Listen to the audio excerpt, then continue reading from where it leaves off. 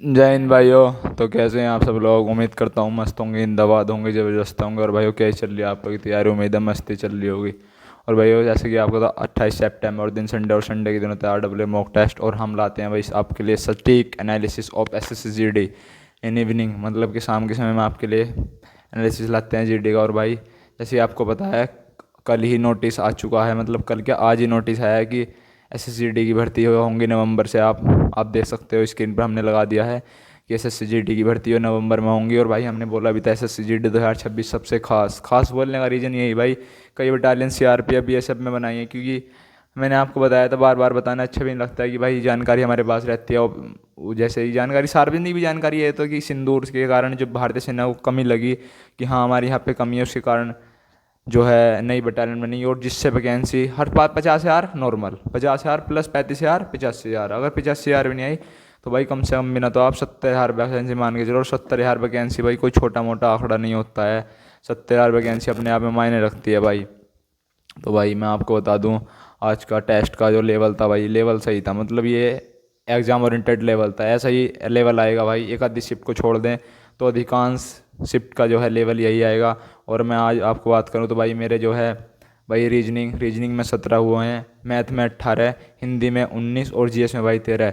और भाई मेरे से जो है मैथ में तो भाई एक तो मेरे से गलत हो गया भाई, वो दोनों मेंसुरेशन गलत हुए हैं, जिसमें एक से मैंने सोल्व करा, वो बस मैंने जो सा अनुपात रखना कैसे था, मैंने रख कुछ 4 3 मैंने भर दिया, उसमें भरना था 3 4 था। और भाई वो त्रिभुज वाला तो भाई मेरी समझ में नहीं आया, आयाम और परिमाप जो दे रखे थे वो भाई मेरी समझ में नहीं आया, पता नहीं क्या था। और भाई रीजनिंग है भाई, जो वही है ना त्रिभुज, उसमें भी यार गिरने को जो आते हैं वे मेरे को बहुत दिमाग ख़राब कर रहे हैं भाई। और 2 क्वेश्चन ऐसे सीरीज के, मतलब जिन्हें गलत नहीं होने चाहिए, नॉन एक्सपेक्टेड, मतलब इन्हें मैं कभी गलत कर ही नहीं सकता। 3 क्वेश्चन मेरे गलत हुए। और भाई 2 हिंदी, मतलब एक हिंदी में भी बहुत मतलब माइनर मिस्टेक थी, वो नहीं होनी चाहिए थी।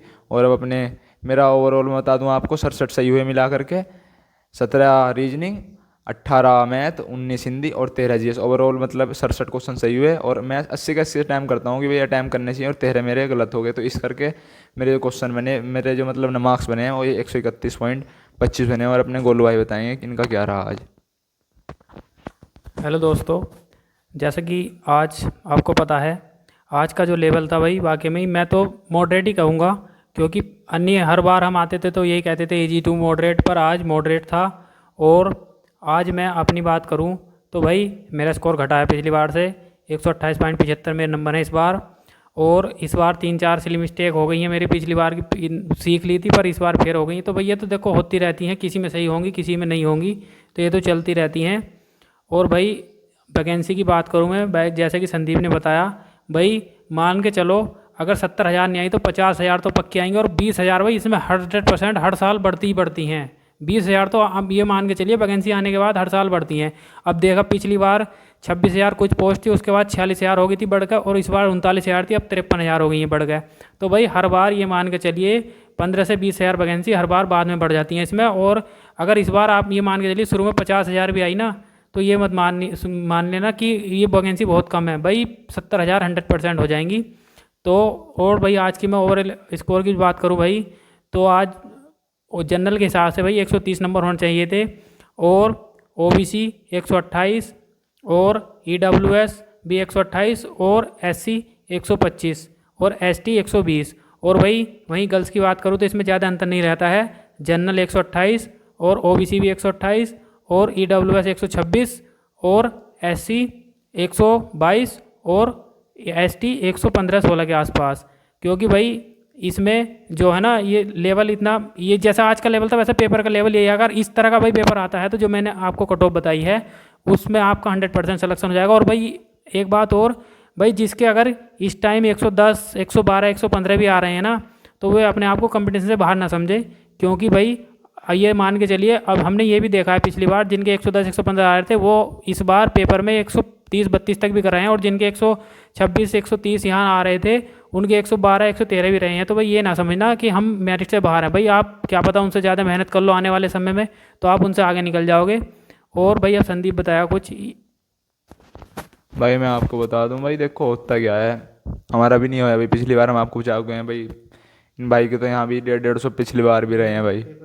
और पेपर छूट गया था इनका भाई। मतलब समझ लो नसीब की बात रहती है। और भाई मेरा तो पुलिस में था उस टाइम पे, लेकिन भाई मैंने दिल से तैयारी करने जाता था, मैं लगाना चाहता था अपने आम के आगे कि यहाँ भी लड़के ने SSGD भी निकाला है इसने। भाई मेरे को बुखार आ गया था, मैं तो भाई इंजेक्शन मेरे हाथ में था, झूठ नहीं बोलूँगा, वही गाजियाबाद मेरा पेपर था। तो भाई वो भी नु कह रहा था यार क्या ज़रूरत है आने की, जब बीमार हो तो। मैंने नहीं कोई नहीं सर, चलता है, आना पड़ता है सर, मजबूरी है। तो उन्होंने मेरा पेपर करा दिया भाई। मेरे डेस्क पे बैठ के भाई मतलब गिर गया मैं, इतना मज़ा नहीं आया कि मैं उस हालत में नहीं था पेपर सोल्व करवाता। वरना भाई कोई 130 क्वेश्चन भाई SGD में जैसे पेपर आया तो कोई बड़ी बात नहीं थी मेरी शिफ्ट का भाई। 18 तारीख की सेकंड में पेपर था मेरा, हालांकि शिफ्ट इजी टू मॉडरेट थी, लेकिन मतलब कर लेते हैं हम 130। और भाई मैं आपको बता दूं, अगर आपका स्कोर जैसे अगर आप अच्छे स्टूडेंट हो और 1+ अगर आप टेस्ट कर रहे हो ना, यानी 120 यानी 60 क्वेश्चन आप सही कर रहे हो ना, तो भाई अब आप अपने आप को उसकी सिलेक्शन की स्थिति में आने लगे। मतलब ये नहीं आपका सिलेक्शन श्योर हो जाए, श्योर तो कुछ नहीं है। अगर किसी के इसमें 100-150 भी आ रहे हो ना हो उसका सिलेक्शन हो भाई, किसी के 110 आ रहे हैं उसके बजाय, लेकिन एक पैमाना रहता है कि भाई आप मेरे इतने आने लगेंगे, अब मैं सिलेक्शन के करीब हूँ। तो भाई 120 ना, आप जो उत्तर प्रदेश बिहार और राजस्थान और हरियाणा वाले अगर 120 पे आने लगे हो ना भाई आप, तो आप अपने आप को सेफ समझो। और भाई इन गोलू भाई से पूछेंगे भाई इनका 3 बार नंबर आया SGD में, और क्या कैसे कर सकते हैं बच्चे जिनका स्कोर बूस्ट हो, जिन्होंने अपना सिलेबस पूरा कर लिया, उनका कमेंट आते हैं कि भाई क्या करें अब। तो भाई देखिए, अगर आपका सिलेबस कंप्लीट हो चुका है तो आप इधर उधर ना भटक कर उसको ही रिवीजन करें। और मैथ का तो भाई अगर आपका सिलेबस कंप्लीट है तो मिक्स क्वेश्चन लगाएं, कम जैसे कि 20 क्वेश्चन इसमें आते हैं, तो भाई मिक्स प्रैक्टिस सेट लगाएं। और रीजनिंग का भी अगर आप लगाएं, मिक्स ही प्रैक्टिस सेट लगाएं। और भाई हिंदी इसमें देखो इस बार AD/QT आई है तो इसका कुछ नहीं पता भाई, तो इसलिए आप 2-3 चैप्टर एक्स्ट्रा भी कवर करके चले, जैसे संधि हुई और समास, सर्वनाम, विशेषण, ये 2-4 चैप्टर जो हैं आप एक्स्ट्रा पढ़ के चलना, क्योंकि इस बार पता नहीं क्या दे देवे। और वैसे इतने ही पढ़ना है ना, क्योंकि ये भी नहीं है कि अलंकार, छंद, रस अलंकार आ जाएंगे, इसमें वो नहीं आएगा। पर ये है भाई, ये 3-4 चैप्टर हैं जो आ सकते हैं, तो भाई इनको भी कवर करके चले हिंदी में।